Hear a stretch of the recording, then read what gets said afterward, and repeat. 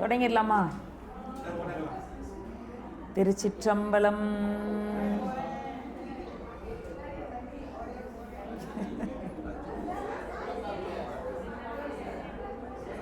நம பார்வதி பதையே.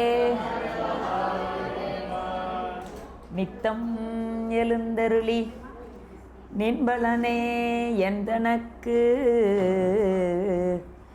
புத்தி மிக மிகவும் போதித்து சித்தமயல் போக்குவாய் இன்ப சுக பூரணத்தில் இரண்டரவே ஆக்குவாய் சொக்கநாதா சொக்கநாதா. திருச்சிற்றம்பலம். மேன்பர்களே, இந்த கொடிக்கவி என்கின்ற மாபதி சிவாச்சாரியார் அருளி செய்த நூலிலே 3வது பாடலில் நாம் இருக்கின்றோம். வாக்காலும் மிக்க மனத்தாலும் தாக்கா பசுஞானத்தாலும் பாசஞானத்தாலும் நாம் இறைவனை பதியை காண முடியாது. ஏனென்று சொன்னால் அந்த பாசஞானமாகிய அறிவு அது சுட்டி அறியக்கூடியது. பாசப்பொருள்கள் பாசக்கருவிகள் மூலமாக இந்த உலக விடயங்களை பாச மாயிலிருந்து வரக்கூடிய இந்த உலகப் பொருள்களை ஒவ்வொன்றாக நாம் சுட்டி அறிகின்றோம். எனவே பாசஞானம் என்பது சுட்டி அறியக்கூடிய அறிவு. அந்த அறிவு கொண்டு இந்த ஆன்மா ஐயப்பட்டு அறிகின்றது. இந்த பசுஞானம் என்பது ஐய அறிவு, மயக்க அறிவு, விபரீத அறிவும் கூட. ஐயக்காட்சி, மயக்க காட்சி, விபரீத காட்சி. இந்த காட்சி என்பது அறிவு. எனவே இந்த ஏன் அது ஐயமாக நிகழ்கின்றது, விபரீதமாக நிகழ்கின்றது?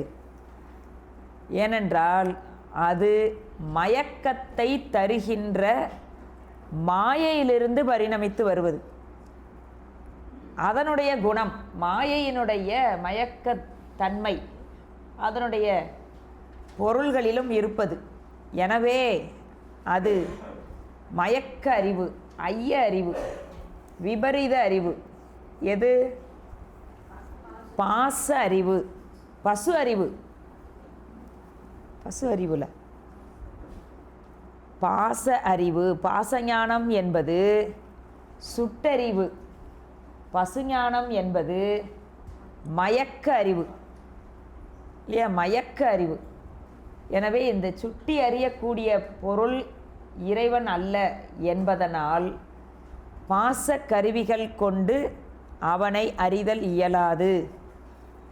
ஐய அறிவு, மயக்க உணர்வு என்பது பசுஞானம் என்பதனால் இந்த மயக்க உணர்வு கொண்டோ ஐய உணர்வு கொண்டோ விபரீத உணர்வு கொண்டோ இறைவனை நாம் உணர முடியாது, பதியை உணர முடியாது.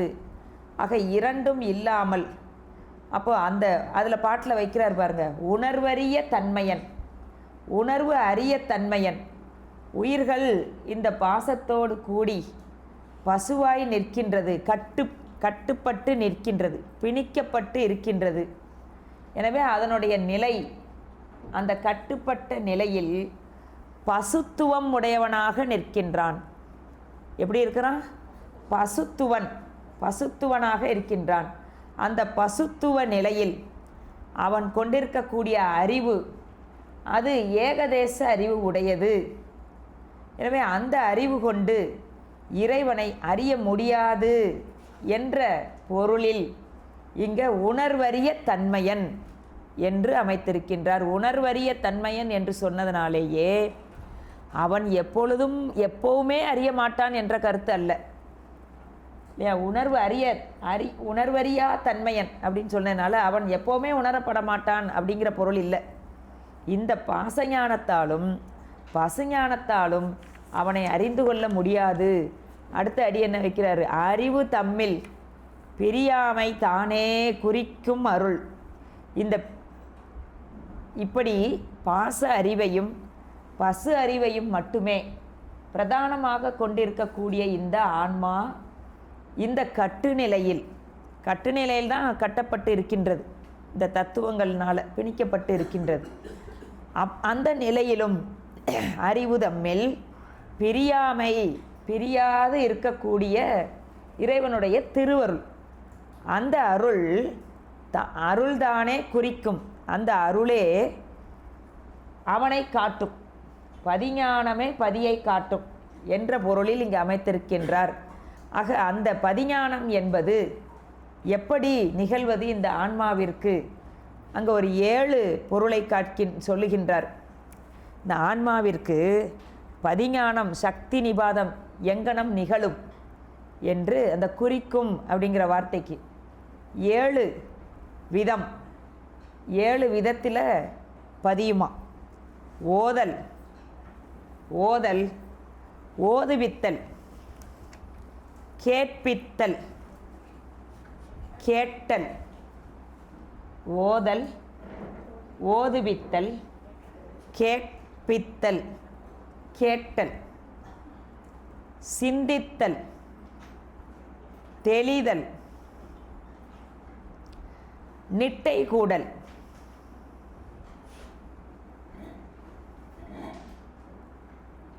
இந்த 7ல் முதல்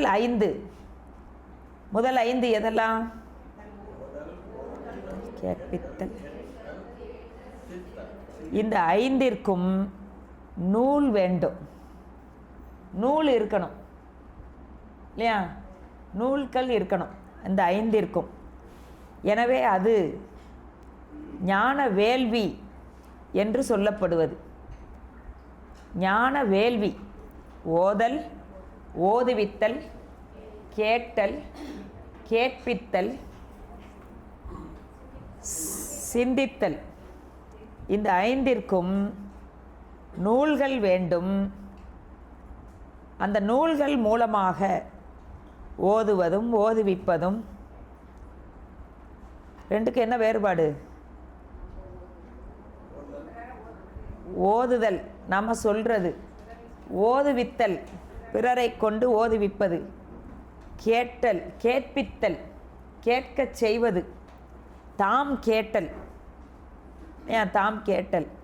அப்புறம் சிந்தித்தல். இந்த 5ற்கும் நூல் இன்றியமையாதது. இது ஞான வேள்வி என்று சொல்லப்படும். எஞ்சி இருக்கக்கூடிய தெளிதல், நிட்டை கூடல், இந்த 2ற்கும் நூல் தேவையில்லை இல்லையா? நூல் தேவையில்லை.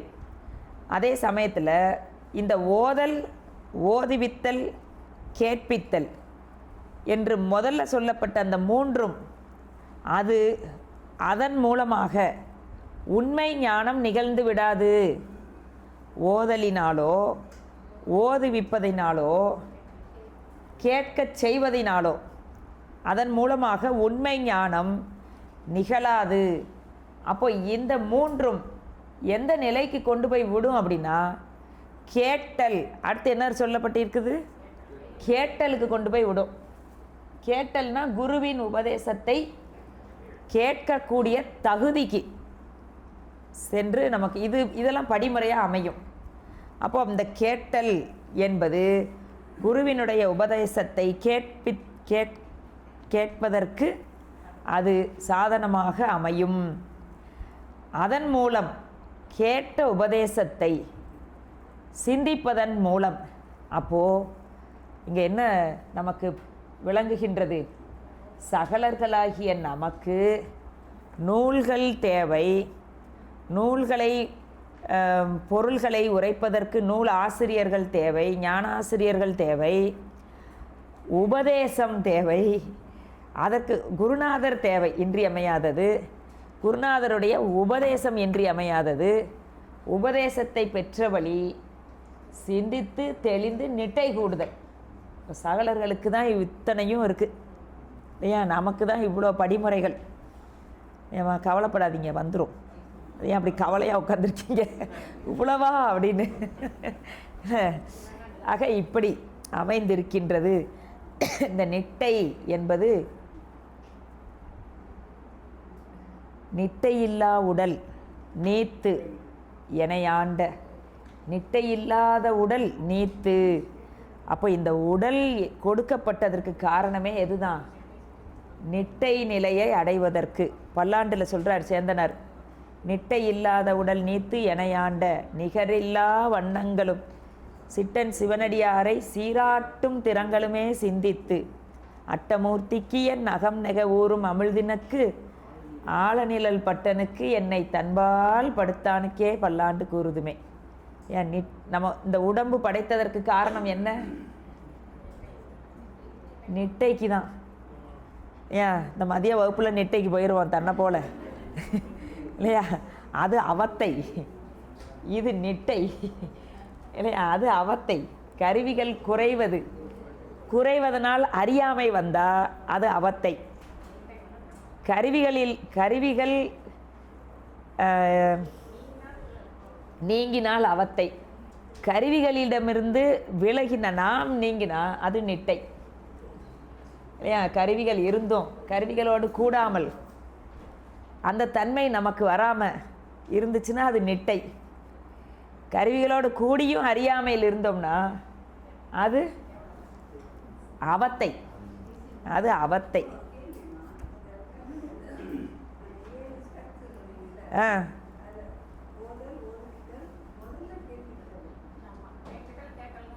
கேட்பித்தல், கேட்டல். அதனால தான் அந்த மூணும் தனியாக பிரித்தேன்.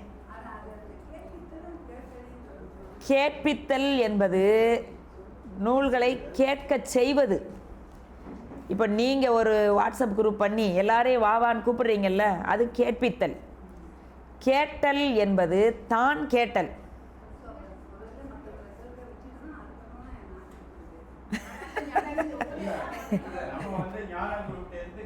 கேட்கணும்.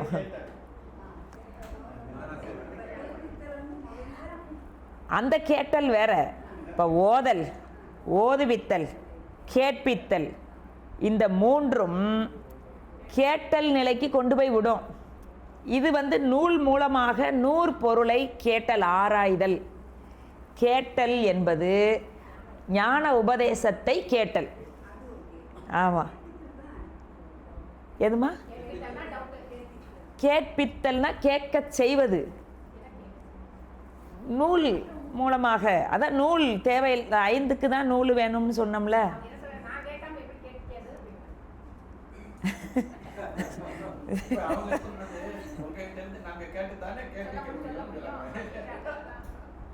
நீ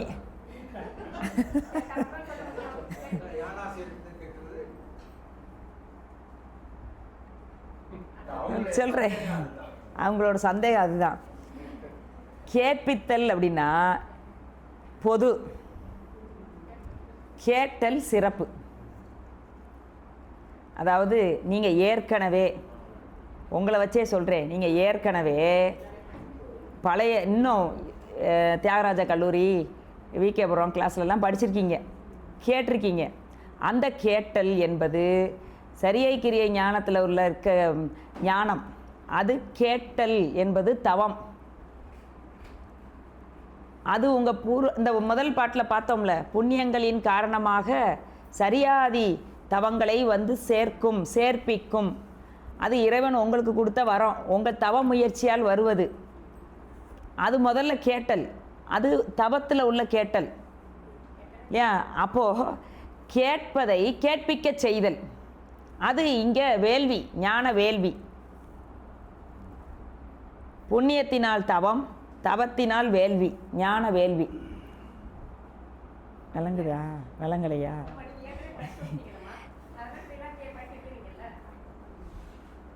இன்னும் உங்களுக்கு அப்படியே சாட்டிஸ்ஃபை ஆகலை.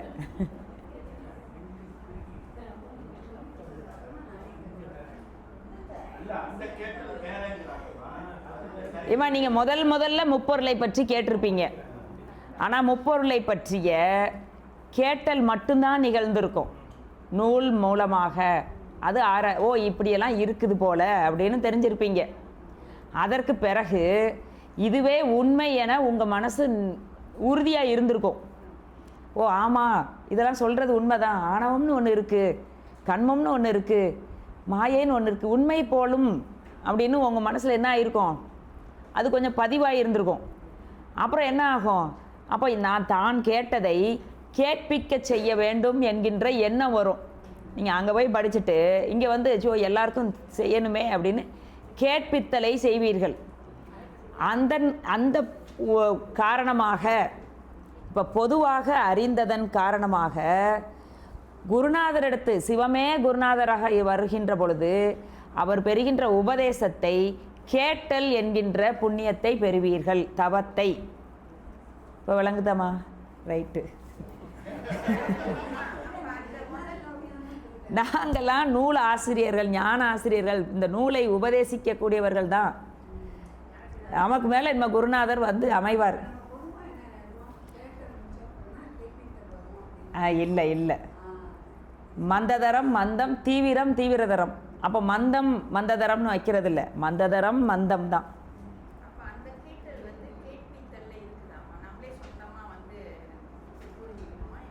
எது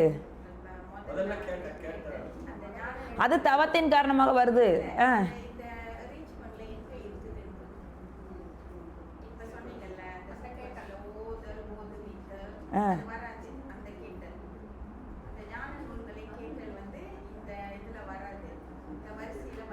வருதுல்ல, ஓதல், ஓதுதல், ஓதுவித்தல், ஓதுவதும் பிறரை ஓதுவிக்க. இப்போ நான் ஓதிக்கிட்டு இருக்கிறேன் இல்லையா, எனக்கு தொண்டை வலிக்குது, மத்தியானம் மேலே ஐயா எடுப்பாங்க அப்படின்னா ஓதுவித்தல். கேட்பித்தல், கேட்கச் செய்வது, ஒரு அமைப்பாக இருந்து கேட்கச் செய்வது. இந்த புண்ணியத்தின் காரணமாக, இந்த புண்ணியத்தின் காரணமாக அப்படின்னா இப்போ ஓரளவு நமக்கு என்ன உண்டாயிற்று, ஆராய்ந்து இதெல்லாம் உண்மை உண்மைன்னு பதியணும் அப்போ தான் குருநாதர் வந்து உணர்த்துவார். மதில் மேல் பூனையாக இருந்து கொண்டு இதெல்லாம் இருக்கா என்னன்னு டவுட்டாக இருக்குது, ஆணவம்ன்றாங்க, மாயேன்றாங்க, கண்மோன்றாங்க, நம்ம செஞ்ச வினையை நாமே அனுபவிக்கணுன்றாங்க அப்படின்னு சந்தேகத்தோட, அதாவது தொடர்ந்து வகுப்புக்கு வந்தால் சந்தேகம் இருக்காது. ஒரு 10 நாள் வந்துட்டு ஓடியே போயிடுறது. ஐயோ இதெல்லாம் நமக்கு உடன்பாடாக இல்லையானே நமக்கு புரியலை அப்படின்னா அப்போ என்ன அர்த்தம், அந்த வைராக்கிய விசித்திர வைராக்கியம் இல்லையா, சைவ சித்தாந்தம் கூறுகின்ற பொருள்கள் உண்மை என்று வைராக்கியத்தோடு நிற்பவர்கள் மட்டும்தான் நிற்க முடியும். அவர்களுக்கு மட்டும்தான் அந்த கேட்டல் அமையும். கேட்டல்னா குரு உபதேசத்தை கேட்கக்கூடியது. ஐயா சரியாம்மா, போகலாமாம்மா? சரி. கேட்டல், இந்த 3 ஆளும் உண்மை ஞானம் நிகழாது. ஓதல், ஓதுவித்தல், கேட்பித்தல், இந்த 3 ஆளும் உண்மை ஞானம் நிகழாது. உண்மை ஞானத்தை பற்றிய செய்தி மட்டும்தான் நூல் மூலமாக தெரிஞ்சு வச்சுருக்குறோம். இதுவே உண்மை ஞானம் அல்ல. இதை கொண்டு உண்மை ஞானத்தை பெற வேண்டும் இல்லையா. இது இப்போ ஆமாம், எல்லாம் அப்புற ஞானம் தான். அப்புற ஞானம் பரஞானத்துக்கு படி தான். எனவே அடுத்து பாருங்கள், உண்மை அவற்றை பொருந்திய உயிர் பதமுக்திகளை பெற்று. அப்போ இதுக்கெல்லாம் என்ன பலன்? இப்போ ஓதலுக்கும் ஓதுவித்தலுக்கும் கேட்பித்தலுக்கும் இது உண்மை ஞானத்தை கொடுக்காதுன்னு சொல்லிட்டாங்க. உண்மை ஞானம் ஆகாது, கொடுக்காதுன்னு இல்லை, உண்மை ஞானத்துக்கு இது படி. அப்போ இப்போ நம்ம படிக்கிறோம், ஓதுகிறோம், ஓதுவிக்க செய்கின்றோம், கேட்பிக்க செய்கின்றோம். இதற்கெல்லாம் சுவாமி என்ன செய்வார்? பலனை கொடுக்கின்றார். இதற்கும் பயன் உண்டு, பயன் உண்டு. வகுப்பில் வந்து உட்காந்தாவே பயன் உண்டு, புஸ்தகத்தை திறந்து வச்சாவே பயன் உண்டு இல்லையா. சாத்திர நூல்களுக்கு அவ்வளோ வலிமையான நன்மை இருக்குது. அதுக்கு பயன் சொல்கிறார் பாருங்கள். இந்த 3 ஆளும் இவற்றை பொருந்திய உயிர். எவற்றை? ஓதல், ஓதுவித்தல், கேட்பித்தல். ஏன்னா இது வந்து அதில் உண்மையாக அன்பு உடையவர்கள் மட்டும்தான் இதை செய்ய முடியும். ஏன் சித்தாந்தத்தின் மேலும் திருமுறைகள் மேலும் உண்மையாக அன்பு இருக்கிறவங்களுக்கு தான் இந்த 3 அமையும். அப்போ அந்த அன்பிற்கும் இந்த முயற்சிக்கும் சுவாமி என்ன கொடுக்குறாரு? பதமுக்திகளை பெற்று ஆண்டு வைகி மீண்டு வந்து கேட்டலாதி நிகழும். இப்போ வழங்கிருச்சாம்மா? இந்த ஓதல் ஓதுவித்தல் கேட்பித்தலை செய்தா இறைவன் கொடுக்கின்ற பதமுக்தி எல்லாம் பெற்று இல்லையா, அந்த சாலோகம் சாரூபம் சாமீபம் சாயுச்சியம் இதிலெல்லாம் சுவாமி கொண்டு போய் நம்மளை கூட்டிகிட்டு வந்து திரும்ப வந்து கேட்டல் அதுலேருந்து தொடங்கும். திரும்ப இருந்து தொடங்காது. உடனே சொன்ன உடனே பிடிக்கக்கூடிய அந்த நிரம்ப அழகிய தேசிகர் தர்மயாதீன 2வது குருமகா சன்னிதானம் அவர்கள் அந்த மூன்றாவது குருமகா சன்னிதானம் அவர் தர்மயாதீனத்தில் வழக்கம் அது. அவர்கள் இருக்கின்ற பொழுதே அடுத்த சன்னிதானத்தை இது பண்ணிடுவாங்க இல்லையா. அப்படி இருக்கும் பொழுது அந்த குருநாதர் தவறுகின்ற பொழுது திருவடி அடைகின்ற பொழுது உபதேசத்தை சொல்லிடணும். அப்படி சொன்ன மாத்திரத்திலேயே அவர் நிட்டே ஆயிட்டார் இல்லையா. அப்போ என்ன, அந்த பதமுக்திகள் எல்லாம் பெற்று அதான் அந்த கேட்டல் ஆதி நிகழும் அது சொல்கிறார். கேட்டல் ஆதி நிகழும். நாம் இதெல்லாம் முடிச்சுட்டு வந்தால் அடுத்து என்ன செய்ய முடியாது, திரும்ப படிமுறை கிடையாது இல்லையா. கேட்டல் என்கின்ற சிந்தித்தல் தெளிதல் நிட்டை கூடுதல் என்ற உண்மை ஞானத்திற்கு, அதனால ஞானசம்பந்த பெருமானுக்கெல்லாம் 3 வயதிலே நிட்டை, 3 வயதிலே அந்த குழந்தைக்கு சிவ ஞானம் பெற்றதுன்னா என்ன அர்த்தம்? நம்ம 6 நாளே கண்ணப்ப நாயனாருக்கு முக்திங்கிறோம் இல்லையா. ஈராண்டில் சிவஞானம் பெற்ற மெய்கண்டாருங்கிறோம். அதெல்லாம் இப்படி தான் நிகழும். தவத்தை முற்றுவித்தவர்கள் அவர்கள்லாம். அதனால் இந்த சிறிய பொழுதிலேயே அவங்களுக்கு அது ஞானம் என்னது சித்திக்கின்றது. ஏன் அதை சொல்கிறார்? கேட்டல் சிந்தித்தல் தெளிதல் நிட்டை கூடுதலே உண்மை ஞானமாகும். கேட்டலாவது ஏதாவது சொல்கிறார். கேட்டல்னா என்ன? கேட்டலாவது ஞான தேசிகரிடத்து உபதேசத்தை இந்த ஆன்மாவானது செவிமடுத்தல். ஞான தேசிகர்னா ஞான தேசிகரினுடைய அறிவை ஆவேசித்து சிவபெருமானே வந்து உபதேசிப்பது, அது கேட்டல் ஞானம். கேட்டல் ஞானம் என்பது சிவபெருமானே சிவமே ஒரு ஞான ஆசிரியரிடத்து அவருடைய அறிவை ஆவேசித்து நின்று உபதேசிப்பதை இந்த ஆன்மா உள்ளபடிக்கு அறிவது, உபதேசித்த வண்ணமாகவே அறிவது. ஏன் அது கேட்டல். கேட்டல் உணர்த்துவதை உணர்த்திய பொழுதே உணர்த்தியவாறே உணர்வது. ஏன் இப்போ வேறுபாடு உங்களுக்கு தெரிஞ்சிருக்கும். நாம் எவ்வளோதான் மாயையிலேருந்து சுத்த மாயை அசுத்த மாயை அப்படின்னு விளக்கினாலும் என்ன நிகழாது. இது ஜடம் என்று நாம் உணர்ந்து கொள்ள முடியலை. 36 தத்துவங்கள் போர்டில் எழுதி போடுறோம், சார்ட்டு கொடுக்குறோம், ஃபோட்டோ காப்பி பண்ணுறோம் இல்லையா, அது அதிலே இருக்கும் ஏன். ஆனால் ஞான தேசிகர் இங்கே கேட்டல் ஞானத்தில் சிவபெருமானே இது பகை, எது உறவு எது பகை, இதைத்தான் சொல்கிறார் உபதேசத்தில் இல்லையா. அந்த மன்னவகுமாரன் நீ யார்? மன்னவகுமாரன் என்று சொன்ன உடனே விட்டு, அதுதான் கேட்டல். அப்போது நம்ம இப்போ கேட்குறது கேட்டலா? இல்லை. ஏன்னா தத்துவம் என்று நாம் இன்னும் உணரவில்லை. இது சடம்னு நினைப்போமா? நினைக்கவே மாட்டோம். அப்படி தானே? அந்த நிலையில் தான் இருக்கிறோம். ஆனால் படிப்படியாக நிகழும். சென்று சென்று தேய்ந்து இல்லையா, சென்று சென்று அணுவாய் தேய்ந்து தேய்ந்து ஒன்றாம் பதியினை தேய ஆனாமலம் தேய தான் அந்த உபதேசம் வந்து காதில் விழுகும். சரி, கேட்டல் என்பது தேசிக அனுபவத்தின் தேசிகனுடைய அறிவில் ஆவேசித்து சிவபெருமான் சொல்லுவதை செவி மடுப்பது என்பது கேட்டல். அப்படி கேட்டலினால் அந்த ஆன்மாவிற்கு பதி பசு பாசம் அதனுடைய இயல்புகள் உள்ளவாறு விளங்கும். எப்படி விளங்குமா? உள்ளவாறு விளங்கும் என்று அதை சொல்கிறார். சிந்தித்தலாவது அந்த உபதேசத்துக்கு அனுகூலமான அளவைகளால் சிவத்தை உயிர் கருதி அறிதல். அளவைகள் மூலமாக நம்ம என்ன அளவைகள்லாம் வைத்திருக்கிறோம், ஏற்றுக்கொள்கின்றோம்? உரை, கருதல், காண்டல், கருதல், உரை. காட்சி அளவை, கருதல் அளவை, உரை அளவை. அப்படி அளவைகள் மூலமாக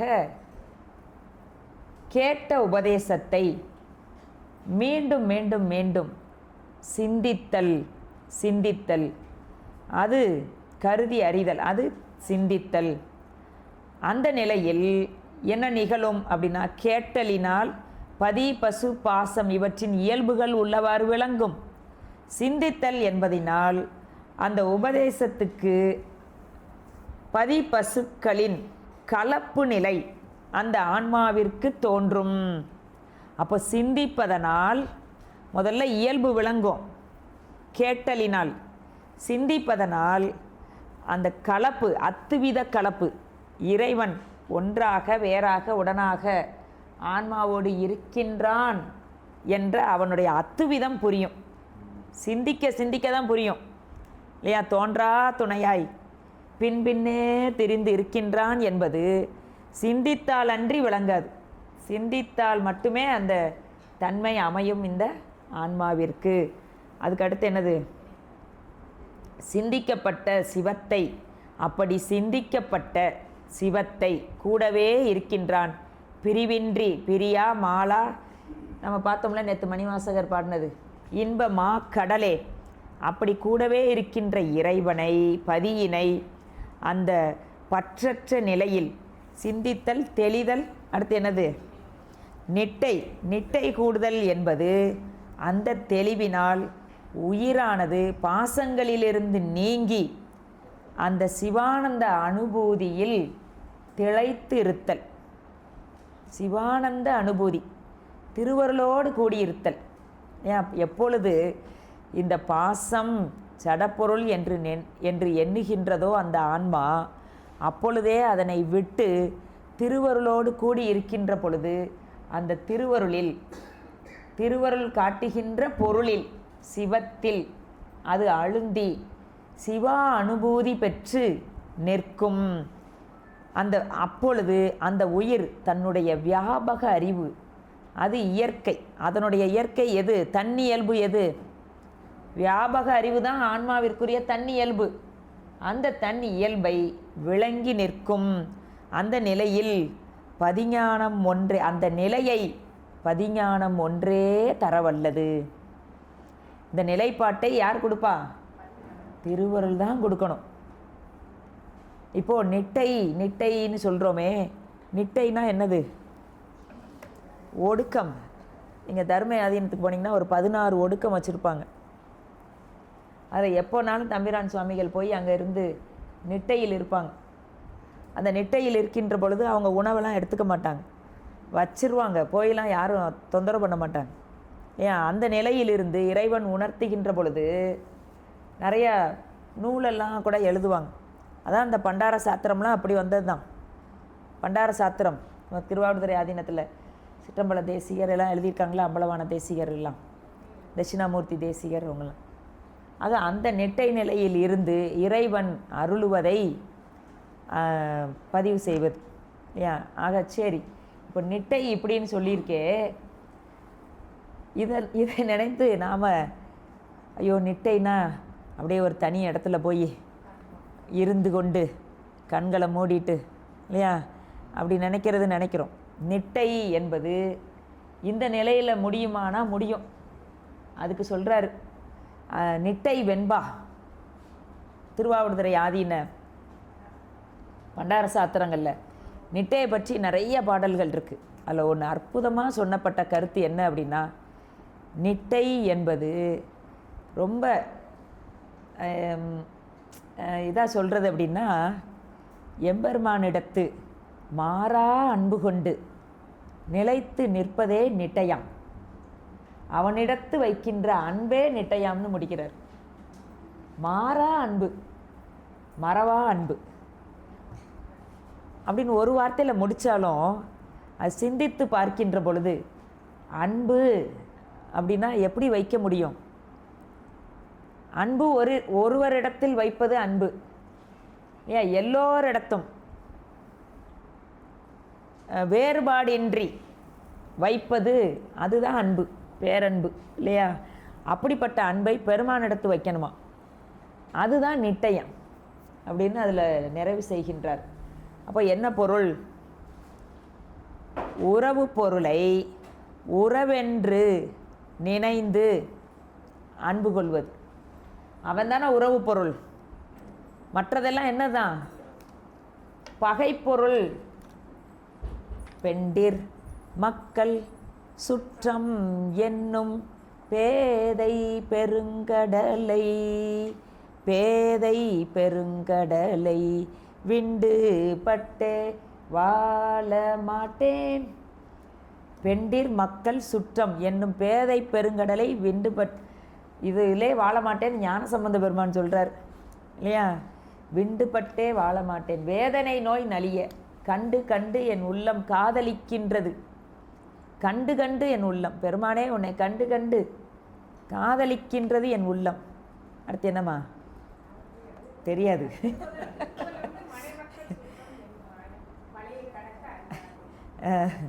திருப்புகழில் சரி நிறைய இடத்துல சொல்லியிருக்கிறாங்க இல்லையா? ஆக இதெல்லாமே என்ன சுற்றம்தான்? இங்கே இல்லை, வினை சுற்றம். இது அடியார்கள் சுற்றம், இது உறவு, நமக்கு உறவு. அப்போ சுவாமி செய்கின்ற உபதேசத்தின் வழி நின்று உறவு எது பகை எது என்பதை உள்ளவாறு விளங்கி கொண்டு அந்த உறவு பொருளிடத்து அன்பும் அவனுக்கு பகை பொருளிடத்து வெறுப்பும். இப்போ விருப்பு வெறுப்பு அதுக்கு போகாதீங்க இல்லையா? உறவு பொருளிடத்து அன்பு கொண்டும், அவனுக்கு உறவுனா நமக்கு உறவு, அவனுக்கு பகைனா என்னது? நமக்கு பகை. ஆனால் நம்முடைய தந்தை அப்பா இப்போ நம்முடைய பெருமான் அப்படின்னு சொல்கிறோம். ஆனால் அவனுக்கு பகையாகிய பகை பொருளோடு நாம் உறவு கொண்டு இருக்கிறோம். உறவுன்னு சொல்லிக்கிறோம், ஆனால் சேர்வதெல்லாம் எது தான்? பகை பொருளோடு தான். அப்போ அவனுக்கு பகைனா அது நமக்கும் பகை தான். அப்படிதானையா? என்ன சொல்ல வர்றீங்க இப்போ அப்படிங்கிறாங்க ஐயா. ஆமாம், அவருக்கு பகை பொருள் உலகம்னா அது நமக்கும் பகை பொருள் தானே, அப்படி இல்லையா? ஆமாம், உலகம் நமக்கும் பகை தான், நமக்கு உறவு அவன் தானே. அதை தான் சொல்கிறேன். அவனுக்கு நாம் உரிமை பொருள், அவன் அப்படி நினச்சிக்கிட்டு இருக்கான். ஐயோ நம்மளை மாதிரி உள்ள பொருள்கள், இப்படி அறிவுடைய பொருள்கள் கேவலத்தில் கிடக்குதே அப்படின்னு அவன் நினைக்கிறான். நாம் நம்ம எஜமான ஒருபோதும் நன்றியோடு நினைப்பதில்லை. அதான் சொல்கிறாரு, ஒரு நாய் கூட ஏதோ ஒரு பிஸ்கட்டை போட்டால் அது எஜமானை பார்த்து வாழாட்டிக்கிட்டு இருக்குமா. அதனால தான் நாய் நாய் நாயின்னு அத்தனை நாய் போடுறார் மணிவாசக பெருமான். ஏன் அந்த நாய்க்கு இருக்கக்கூடிய அறிவு கூட நமக்கு இல்லையே அப்படின்னு நம்ம எஜமானை பார்த்து வாழ ஆட்ட மாட்டிக்கிறோமே. அப்படின்னா என்ன பொருள்? எஜமா அங்கே இருக்கான் இல்லையா? எல்லாம் கொடுக்குறான், கேட்டால் கொடுக்குறான், கேட்காமலும் கொடுக்குறான். சாமி நன்றி அப்படின்னு நினைக்கிறோம். நன்றி அது அப்படியே உள்ளேருந்து வரணும். ஏன் இருந்தால் நமக்கு அந்த அன்பு விலகாமல் இருக்கும். அன்பு தான் நிட்டை என்று அதை சொல்கிறார். நிட்டை கூடுதல் என்பது அந்த நிலையில் ஒன்றே பதிஞானம் பெறப்படும். அந்த பதிஞானத்தினால்தான் அந்த பதியை நாம் அடைய முடியும். பதிஞானம் கொண்டே பதியை அடைய முடியும். எனவே அந்த பதிஞானத்தை பெறுவதற்கு ஒரே சாதனம் அன்பு, அன்பு, அன்பு. ஞானம் என்பது ஈசன்பால் அன்பே. அந்த அன்பை எப்படி வைக்கணுங்கிறதுல தான் நமக்கு தெரியலை. அதைத்தான் இந்த 63 நாயன்மார்களும் காட்டி அருள் இருக்கின்றார்கள் இல்லையா? ரத்தம் வந்தோடனே தன்னுடைய கண் எடுத்து கொடுக்குற அளவுக்கு அன்பு. அப்படின்னா என்ன பொருள்? தன்னில் வேறாக காணாத நிலைமை. நம்ம வேறாக பார்க்குறனால தான் அந்த அன்பு விட்டு விட்டு வருது. சரி, அடுத்த பாட்டுக்கு வாங்க. அந்த சாதனம், பெருமானை அடைவதற்குரிய சாதனம். இதில் கொடி,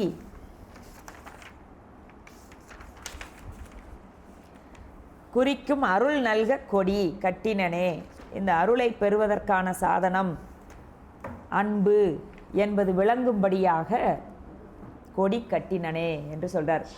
அடுத்து 4வது பாட்டு நிறைவு.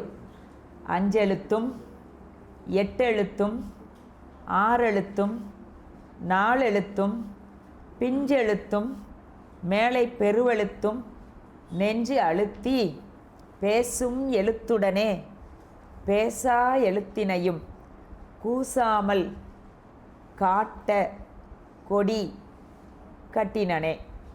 அந்த கட்டினனேன்னு நம்ம பிராக்கெட்டில் எழுதி வச்சுக்கலாம். 5 எழுத்தும், 5 எழுத்து என்பது நீங்கள் எழுதி போட்டிருக்கு பாருங்க. சீவ ய ந ம. சி சிவம், வா திருவருள், யா உயிர், ந திரோதானம், மா மலம்.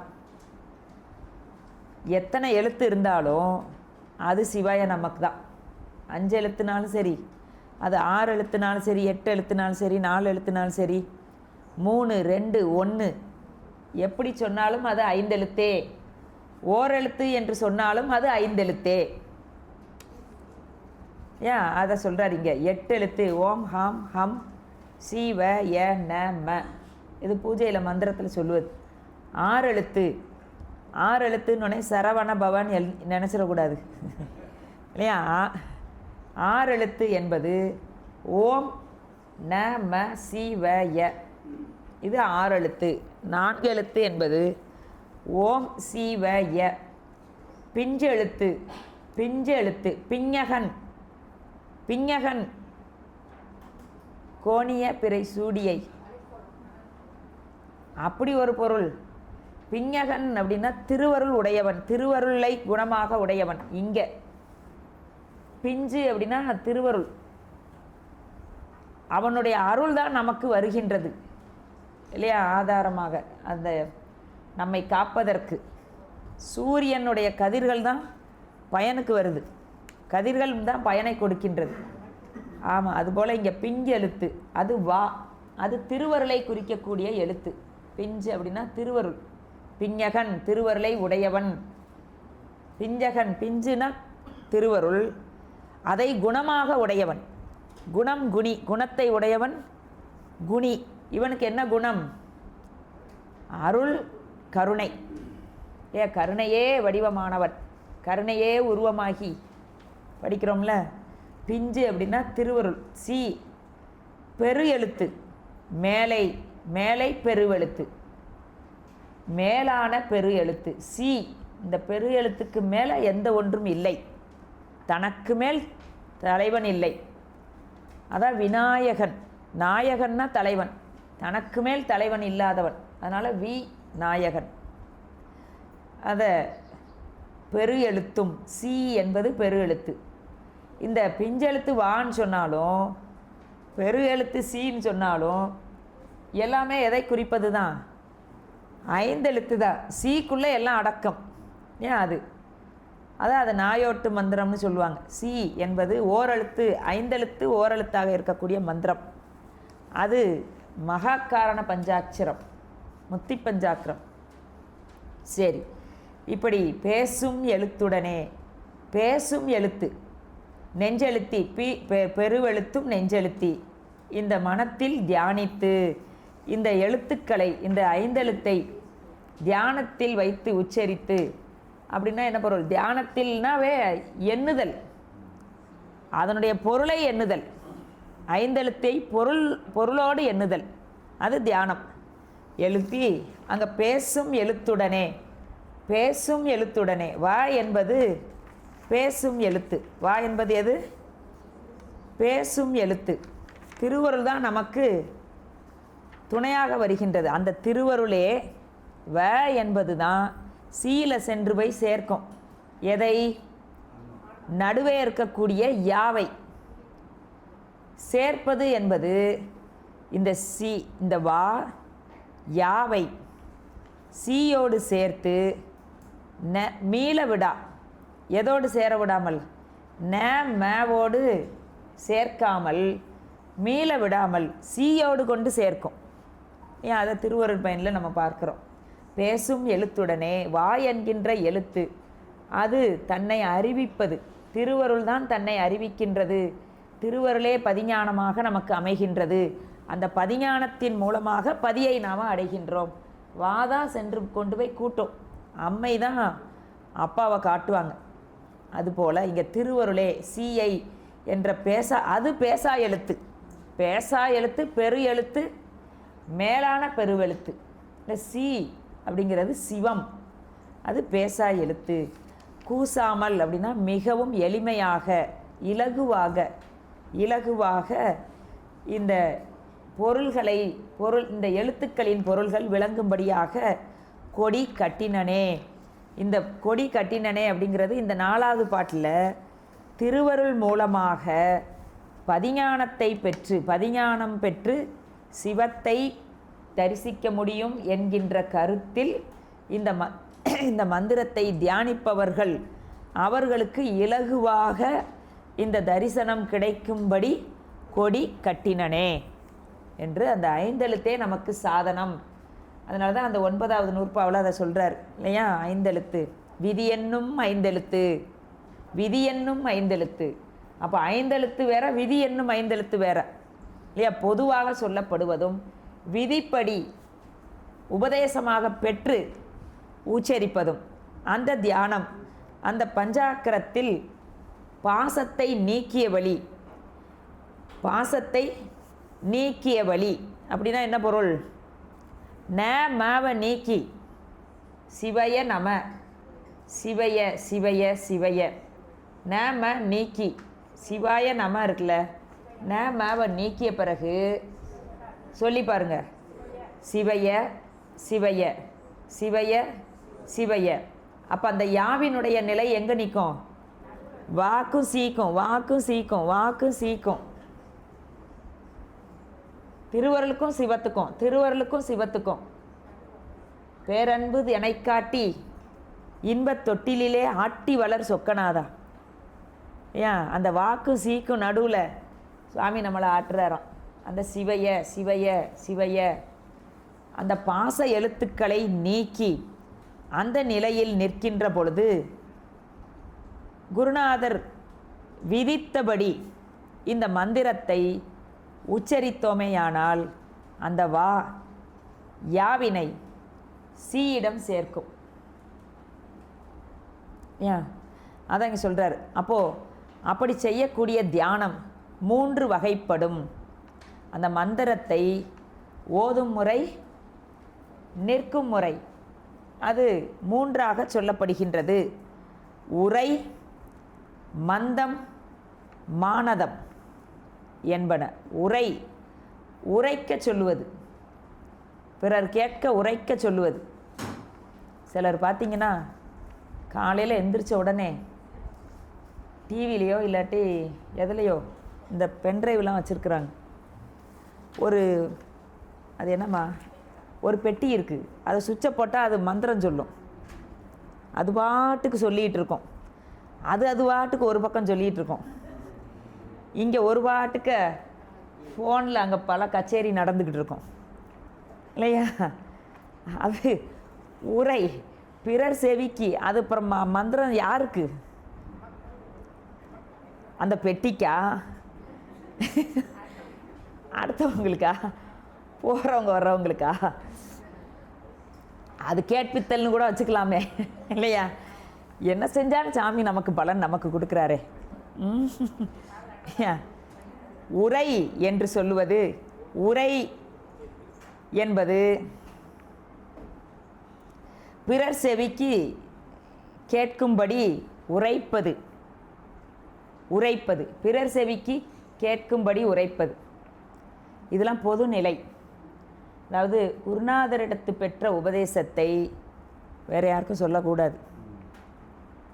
சொன்னால் அந்த பலன் நமக்கு அமையாது. இல்லையா? உரைத்து சொல்லுதல் ஆரம்ப நிலையில் உள்ளவங்களுக்கு தான். அதுக்கு அடுத்து என்னது? வாசகம், பாஷ்யம், உரை, மந்தம், மானதம்.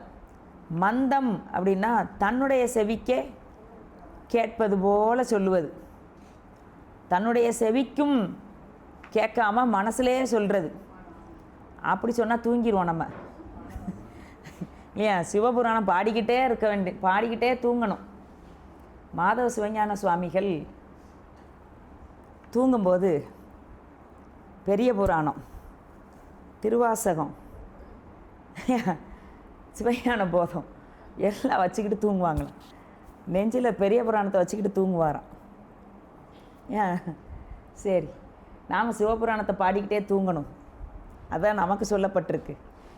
சிவபுராணத்தை பாடிக்கிட்டே இருந்தால் இடையில எங்கிட்டோ போய் அப்புறம் மந்திரமாவது நீர் வேயுருது ஒளிவங்கன் தில்லை வாழந்தனர் எல்லாம் முடிச்சுட்டு திரும்ப வந்து சொல்லிய பாட்டின் பொருள் உணர்ந்து சொல்லுவார் செல்வர் சிவபுரத்தின் உள்ளார் சிவனடிக்கில். அப்படி முடிக்கிறோம். அப்படின்னா என்ன அர்த்தம்? உங்களை சொல்லலை, என்னைய சொல்கிறேன் நான். அப்படி தான் போகுது இல்லையா? சரி, உரை, மந்தம், மானதம். மானதம் என்பது அந்த பொருளை சிந்திப்பது. அந்த பொருளை சிந்திக்கின்ற பொழுதே இறைவனுடைய உபகாரத்தை சிந்திப்பது, அவனுடைய கருணையை சிந்திப்பது. எப்படி பொருளை இந்த மந்திரத்திலேருந்து எப்படி அந்த உபகாரத்தை சிந்திப்பது? இப்போ சிவயநம சிவயநமன்னு சொன்னால் சிவயநம சிவயநம சிவயநமன்னு சொன்னால் அதில் பொருள் இல்லை. ஒவ்வொரு அந்த உருத்திராக்கத்தை கணிக்கின்ற பொழுதும் அந்த பொருளோடு யாவாக இருக்கின்ற நம்மை இந்த திருவருள் ந மாவை நீக்கி சிவத்தில் அல்லவா சேர்க்க காத்து கொண்டிருக்கின்றது. இந்த கருணை என்ன என்பது இது யாருக்கு தான் கிடைக்கும்? பெற்ற உபதேசமாக பெற்றவர்களுக்கு தான் அந்த கிடைக்கும். அப்போ அதை மந்தம் மானதம் என்று அந்த உச்சரிக்க வேண்டும். அதனால தான் அப்படி அறிவால் கணித்தல், அறிவால் கணித்தலே உண்மை தியானமாகும். அகபூசை செய்கின்ற பொழுது அது நடக்கும். உண்மை தியானம், உண்மை தியானம் என்பது குருநாதரிடத்து பெற்ற உபதேசத்தை அறிவால் கணித்தல். அறிவால் அந்த மந்திரத்தினுடைய பொருளை கணித்தல். அப்படி கணிக்க கணிக்க கணிக்க ந ம விலகும். அதுக்கப்புறம் மேலான நிலைக்கு அதுவே கொண்டு வந்து விடும். சமய தீக்கை பெற்றவர்கள் எப்போ சிவபூஜை எடுப்பாங்க, விசேட தீக்கை பெறணுங்கிறது சமய தீக்கையில் அவர்கள் செய்த உச்சாடனம் அதுவே கொண்டு வந்து விடணும். தாமாக நினைக்கணும்னு அவசியமே இல்லை. அப்போ கிரியை செய்வதற்கு, பெருமானை வைத்து பூசை செய்வதற்கு இந்த தவமே அதுக்கு அமையும். அதற்கு பிறகு மந்திரம் மேலோங்கணும்னா அது அமையும். ஏன் ஆக அப்படி அந்த பஞ்சாக்கரத்தை நிற்கும் முறையில் நின்று ஓதும் முறையில் ஓத வேண்டும். நிற்கும் முறையும் ஓதும் முறையும் வேறாயில் அதனால் பயனில்லை. இப்போ நிற்கும் முறை எது, ஓதும் முறை எது? சிவபெருமானும் உயிரும் பொருளால் வேறு, ஆனால் கலப்பால் ஒன்று. இதைத்தான் நம்முடைய சைவ சித்தாந்தம் எதுன்னு சொல்கிறோம்? அத்துவித உறவு. பொருளால் இரண்டு, கலப்பால் ஒன்று. எனவே அந்த ஞாயிற்றின் ஒளியில் கண் ஒளி கலங்குவது போல வியாபியத்தில் வியாபகத்தில் அடங்கிய வியாபியம் அப்படி இருந்து கொண்டு அந்த மந்திரத்தை நிற்கும் முறை, அதுதான் நிற்கும் முறை. நின்று பொருளால் வேறல்ல, ஏன் நம்மில் அவனில் திருவருளில் நாம் இருக்கின்றோம் என்று நின்று, அது நிற்கும் முறை. அப்படி நின்று அந்த மந்திரத்தை ஓதினால் அது ஓதும் முறை என்று நமக்கு அங்கே சொல்லப்படுகின்றது. அதோடு அந்த பெருமானுடைய பேரு உபகாரத்தை செய்ய வல்லது இந்த பஞ்சாக்கரம். இந்த பஞ்சாக்கரத்தை சொல்ல சொல்ல சொல்ல இதை நிறைய பாடல்களை நமக்கு உண்மை விளக்கத்தில் மணவாசகம் கடந்தார் காட்டியிருக்கிறார். ஏன் எப்படி எதை எப்படி சொன்னால் பலன் உண்டாகும், சீயை முதலில் சென்று வைத்து நீ ஓது அப்படின்னே சொல்கிறார். ஆக அந்த பஞ்சாக்கரத்தை அவன் செய்த பேர் உபகாரத்தை செய்ய வல்லது உபதேசம் மூலமாக பெற்று ஓதுகின்ற பொழுது அது அந்த பயனை கொடுக்கும். ஏனென்று சொன்னால் அதுவே மந்திரங்களுக்கு தலையாய மந்திரமாக சொல்லப்படுகின்ற ராஜமந்திரம். ராஜமந்திரம் நமக்கு 5 எழுத்து தான் என்ன மந்திரம்? ராஜமந்திரம். அந்த மந்திரத்தை தான் இதில் 5 எழுத்து, 8 எழுத்து, 6 எழுத்து, பிஞ்செழுத்து, பெருவெழுத்து என்று பிரித்து நமக்கு காட்டி அருளியிருக்கின்றார்கள். இந்த முறைப்படி நின்று இந்த பஞ்சாக்கரத்தை ஓதுகின்றவர்களுக்கு அந்த சிவபெருமான் அந்த திருவருள் சிவத்தை பதிஞானம் பதியை காட்டும் என்ற வழி நின்று எம்பெருமானிடத்து இதை உணர்த்தி கொடி கட்டினனே என்று உமாபதி சிவம் அருளை கூடுவதற்கு சாதனமாக இருக்கக்கூடிய 5 எழுத்தை சொல்லி இந்த கொடிக்கவியை நிறைவு செய்கின்றார். எனவே அருளை பெறுவதற்கு சாதனமாக இருப்பது எது? 5 எழுத்தே 5 எழுத்தே 5 எழுத்தே என்று சொல்லி நாமும் இந்த கொடிக்கவி என்கின்ற நூலை நிறைவு செய்வோமாக. திருச்சிற்றம்பலம். பண்ணிடலாம் ஐயா? சொல்லலாம் ஐயா.